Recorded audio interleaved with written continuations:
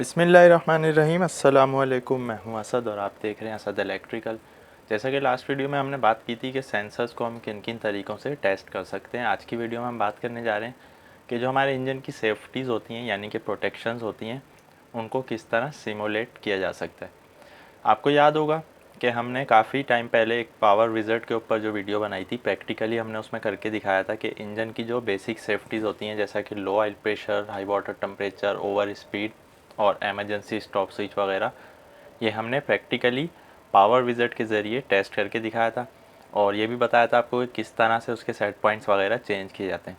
आज की वीडियो में हम थोड़ा सा डिफरेंट वे बताने जा रहे हैं कि एक तो सिमुलेशन वो है जो हमने उसमें किए, एक ये है कि हम जो हमारा कंट्रोलर है या कंट्रोल पैनल या ईसीएम जो भी है, यहाँ से हम सेट पॉइंट को चेंज नहीं करना चाहते। जैसा कि आपको पता है कि लो ऑयल प्रेशर का जो शटडाउन सेट पॉइंट है वो 30 psi था। हमारे जनरेटर्स में नॉर्मली जो होता है डीजल या गैस जनरेटर्स में वो 30 psi यानी कि 205 या 206 kPa बनता है किलो पास्कल्स में।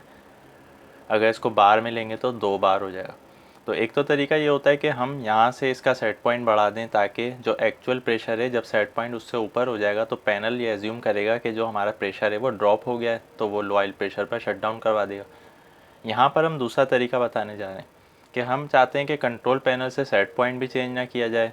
हम चाहते हैं कि इंजन का जो ऑयल प्रेशर है वो असली में रिड्यूस ना किया जाए। या तो फिर ये होगा ना कि हम यहाँ से सेट पॉइंट चेंज नहीं कर रहे तो इंजन का जो ऑयल प्रेशर है उसको रिड्यूस करें किसी तरह, ताकि जब एक्चुअल में प्रेशर ड्रॉप हो जाए तो पैनल जो है वो इंजन को शट डाउन करवा दे। हमें इंजन को भी सेफ़ रखना है, हमें कोई रिस्क नहीं लेना है इस तरफ। पैनल से भी हम सेट पॉइंट चेंज नहीं करना चाहते। कोई बीच का रास्ता हो जहाँ से हम इंजन की सेफ्टी को वेरीफाई कर सकें। तो यहाँ पर आप देख सकते हैं कि हमने एक इंजन दिखाया हुआ है, इसमें ऑयल गैलरी है जहाँ पर हमारा ऑयल प्रेशर है। तो यहाँ पर हम सेंसर लगा लेते हैं। तो सेंसर की जो लोकेशन है वो उसी जगह होती है जहाँ पर हमें एक्चुअल ऑयल प्रेशर इंजन का मिल रहा होता है। अब हमने इसकी गैलरी के साथ सेंसर लगा दिया। सेंसर की जो वायर हैं वो हमारे कंट्रोलर या ईसीएम में जा रहे हैं। यहाँ से सप्लाई आती है सेंसर को, सेंसर जो है वो प्रेशर को रीड करता है, उसके बाद सिग्नल सेंड कर देता है। अब यहाँ पर सिमुलेशन का जो तरीका हम बताने जा रहे हैं उसमें हमें सिर्फ करना ये होता है, चूँकि सेंसर ने ही डिटेक्ट करना है कि कितना प्रेशर चल रहा है और सेंसर ने ही कमांड देनी है पैनल को। तो हम ऐसा काम करें कि हमारे इंजन का प्रेशर तो अपनी जगह रहे लेकिन सेंसर को प्रेशर कम मिले किसी तरह, ताकि ये जो सिग्नल सेंड कर रहा है वो पैनल को जब जाए तो वो उसको शट डाउन करवा दे। उसके लिए हमें सिर्फ़ और सिर्फ एक फ़िटिंग बनानी होती है जो कि हमारे इंजन की बॉडी में और सेंसर इन दोनों के दरमियान में लगती है। उसमें हम एक वॉल लगा देते हैं।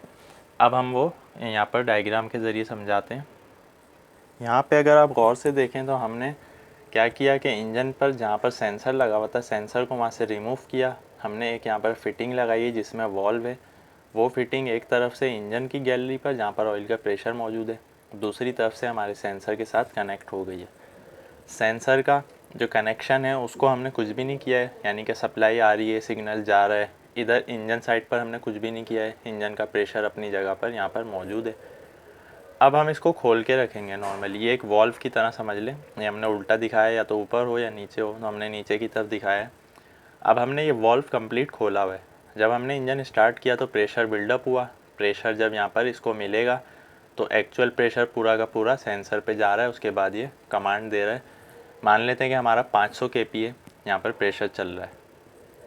अब हमें सेफ्टी को वेरीफाई करना है कि आया प्रेशर ड्रॉप होने पे हमारा इंजन शट डाउन होता है या नहीं। तो उसमें हमें दो चीज़ें वेरीफाई करनी होती हैं। एक तो ये कि जो हमारा सेंसर है वो सही काम कर रहा है या नहीं, दूसरा हमारा जो कंट्रोलर है वो सही काम कर रहा है या नहीं। अब हमने यहाँ से वॉल्व को बंद करना शुरू किया। इंजन नॉर्मल अपने प्रेशर पर, यानी कि मेंटेन है उसका जो प्रेशर है, उसकी स्पीड, सारी चीज़ें। सिर्फ हमने जब ये वॉल्व बंद करना शुरू किया तो सेंसर को जो प्रेशर मिल रहा था वो रिड्यूस होना शुरू हो गया। मान लेते हैं कि 500 से 400 हो गया, 400 से 300, 300 से 250 kPa हो गया। लेकिन इंजन का प्रेशर तो अपनी जगह है, इंजन पे कोई फ़र्क नहीं पड़ेगा। सेंसर को जो प्रेशर मिल रहा है ऑयल का, अब वो कम कर दिया हमने। तो इसको जब प्रेशर कम मिलेगा एक्चुअल में, तो क्या करेगा, ये सिग्नल यहाँ पर भेजेगा। तो पैनल पर हमें ये शो होता हुआ नज़र आएगा कि हमारा प्रेशर ड्रॉप हो रहा है। तो जैसे ही प्रेशर हमारा रीच करेगा अपने शटडाउन के सेट पॉइंट पर, यानी 30 psi या 205-206 kPa पर, तो हम देखेंगे कि इंजन को शट डाउन हो जाना चाहिए। तो जब इंजन शट डाउन हो जाएगा तो दो चीज़ें हमारी यहाँ पर वेरीफाई हो जाती हैं। एक तो ये कि सेंसर सही काम कर रहा है, यानी कि सेंसर को जितना प्रेशर मिल रहा है उतना ही ये आगे कमांड दे रहा है। कंट्रोलर सही काम कर रहा है, क्योंकि कंट्रोलर में जो सेट पॉइंट है वो ही उसी को इंजन को शट डाउन कराना होता है। तो सेफ साइड रहते हुए इंजन में भी कोई फ़र्क नहीं पड़ा, हमारे पैनल से भी हमें कोई चेंज करनी नहीं पड़ी कोई पैरामीटर्स वगैरह सेट पॉइंट।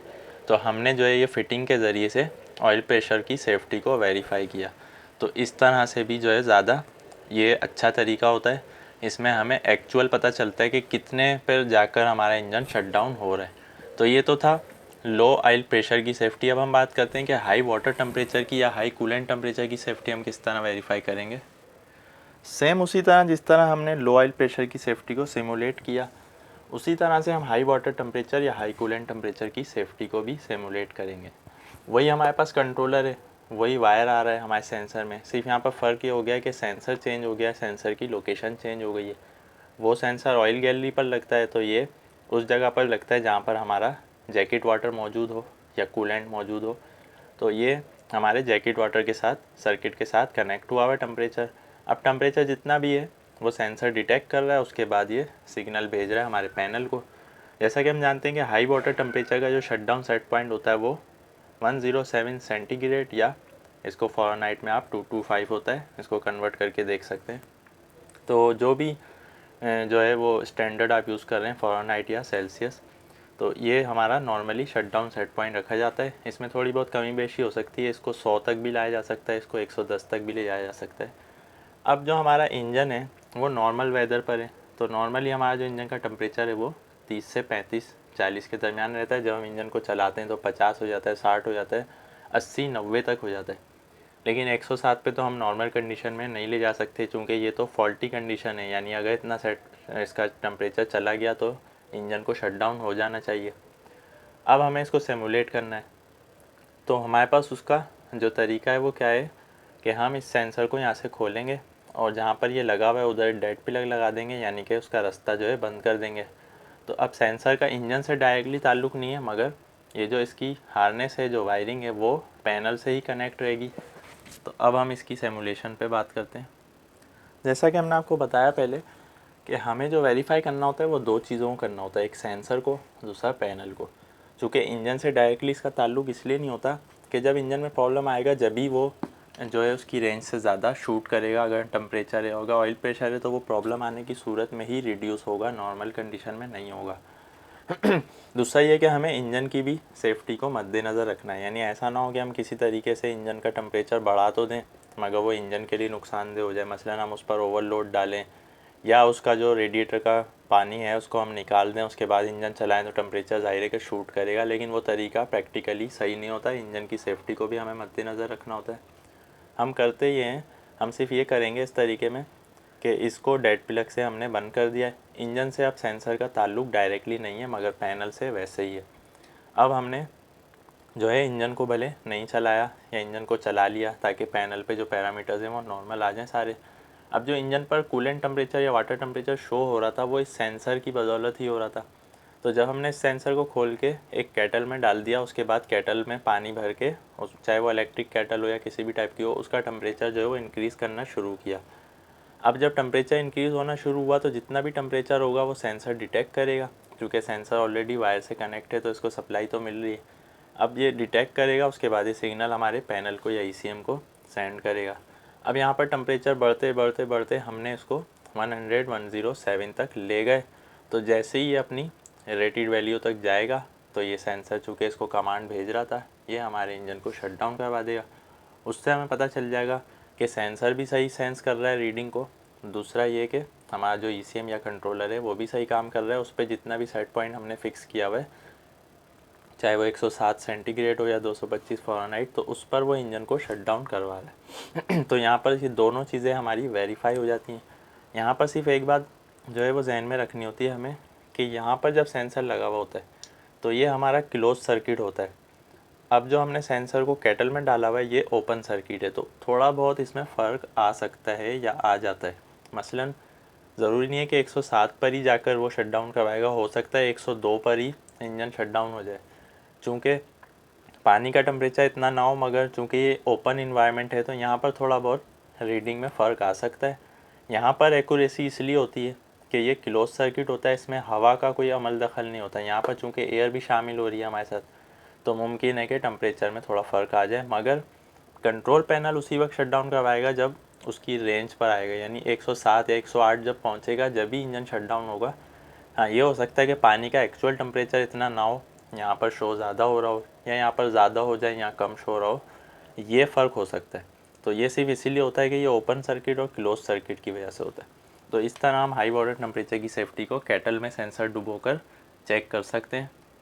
लास्ट में हम बात करेंगे ओवर स्पीड की सेफ्टी पर, यानी इंजन की ओवर स्पीड अगर हो जाए तो किस तरह इंजन शट डाउन होता है। तो यहाँ पर सिमुलेशन में ये प्रॉब्लम आता है कि हम इंजन के जो आरपीएम है उनको एक्चुअल बढ़ा नहीं सकते, फिर इंजन की सेफ्टी पे बात आ जाती है। यानी कि शट डाउन पॉइंट 1780 या 1770 आरपीएम होता है अगर हमारे रेटेड आरपीएम जो है जनरेटर या इंजन के वो 1500 हों। अगर रेटेड आरपीएम हमारे ज़्यादा हैं तो उसी हिसाब से हमारा शट डाउन का सेट पॉइंट बढ़ जाता है। मसलन अगर हमारा रेटेड ही 2000 है तो उसका जो सेट पॉइंट है वो 2300 2200 जो भी बनेगा वो परसेंटेज वाइज बनता है। जैसा कि हमने बताया था कि 117% ज़्यादा रखा जाता है इंजन के रेटेड आरपीएम से उसका शटडाउन का सेट पॉइंट। अब यहाँ पर दो तरीके हैं। एक तो ये कि इंजन को हम असल में ओवर स्पीड कर दें, उसको ओवर स्पीड करना तो आसान है, यानी हम एमपीयू को या तो ओपन कर दें, तो उस सूरत में भी इंजन ओवर स्पीड हो सकता है, या हम इंजन की जो गवर्नर वगैरह है वहाँ से सेटिंग बढ़ाकर उसको उसके आरपीएम को इंक्रीज़ कर दें। लेकिन उसमें ये ख़तरा होगा कि इंजन असल में हमारा जब ओवर स्पीड होगा तो वो इंजन की हेल्थ के लिए भी अच्छा नहीं है। तो हमें इसको वेरीफाई करने के लिए यही करना होगा कि जो आरपीएम का सेट पॉइंट है उसको नीचे लाना होगा, यहाँ तक कि वो अपनी रेटेड आरपीएम की वैल्यू से नीचे हो जाए, ताकि पैनल ये डिटेक्ट करे कि इंजन जो है वो ओवर स्पीड हो गया है। तो ओवर स्पीड पर हमें इसी तरह चेक करना होगा, इसको हम वाटर टेम्परेचर या ऑयल प्रेशर की तरह सिमुलेट नहीं कर सकते। तो ये किस तरह होगा, आप हमारी पावर विज़र्ड वाली वीडियो देख सकते हैं, उसमें हमने प्रैक्टिकली सारी सेफ्टीज़ को करके दिखाया है। आपको डिस्क्रिप्शन में उसका लिंक मिल जाएगा। उम्मीद है आज की वीडियो आपको पसंद आई होगी। कोई भी आपका क्वेश्चन है आप कमेंट में पूछ सकते हैं। इंशाल्लाह नेक्स्ट वीडियो में नए टॉपिक के साथ आएंगे। जब तक के लिए इजाज़त दीजिए। अल्लाह हाफिज़।